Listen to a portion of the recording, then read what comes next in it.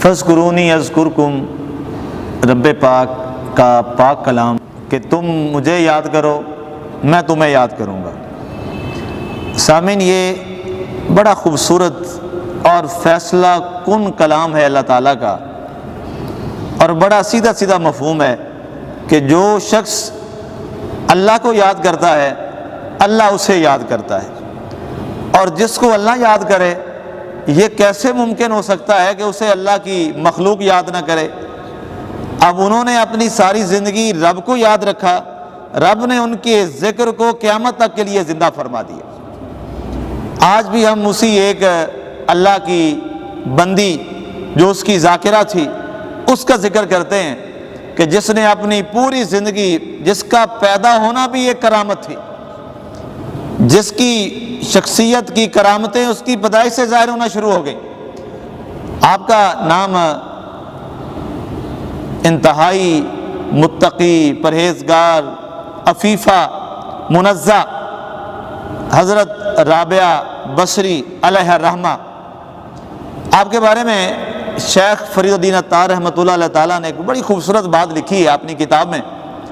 آپ فرماتے ہیں کہ جب آپ پیدا ہوئیں، آپ کو رابعہ اس لیے کہتے ہیں، رابعہ کا معنی ہوتا ہے چوتھا، آپ اپنی بہنوں میں چوتھے نمبر پر تھیں، 3 بہنیں تھیں پہلے، اور آپ جب پیدا ہوئیں تو آپ کا چوتھا نمبر تھا، تو آپ کے والد گرامی نے آپ کا نام رابعہ رکھا۔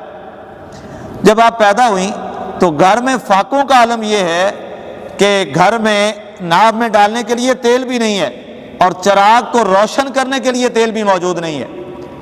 تو آپ کی والدہ محترمہ نے آپ کے والد گرامی کو اپنے پڑوس میں بھیجا کہ جائیں وہاں سے تھوڑا سا تیل ہی لے آئیں اپنی نومولود بچی نوخیزہ کے لیے۔ تو ان کا عقیدہ بھی باکمال تھا۔ ظاہر ہے جو رابعہ بصری علیہ الرحمہ کا باپ ہے اور جو ان کی ماں ہے وہ عظیم تھے، تو کمال کی بیٹی پیدا ہوئی۔ انہوں نے کہا میں اپنے رب کے سوا کسی کے دروازے پہ جانے کو جائز سمجھتا ہی نہیں۔ سبحان اللہ، صوفیہ کا اپنا نظریہ ہوتا ہے، اور صوفی ہی حقیقت میں توحید کی صحیح میں پلاتا ہے۔ آج جام توحید اگر کسی نے پینا ہے تو وہ اللہ والوں کے در پہ پڑا رہے۔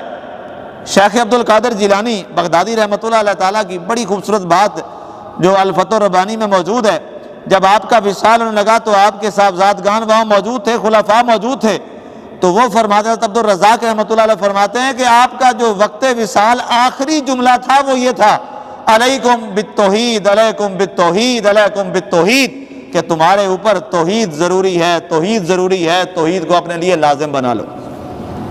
اللہ والے تو ہوتے ہی وہ ہیں جو توحید کا درس دیتے ہیں۔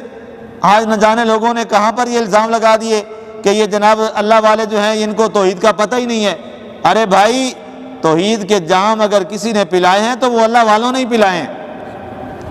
انہوں نے کہا میں کسی دروازے پر جانے کا قائل نہیں، لیکن ظاہر ہے یہ سچے بھی ہوتے ہیں۔ گئے ان کے اصرار پر، اپنی بیوی کے اصرار پر، اور جا کر پڑوسی کے دروازے کی چوکھٹ پہ ہاتھ رکھا اور واپس آ گئے، اور فرمایا کہ اس نے دروازہ نہیں کھولا۔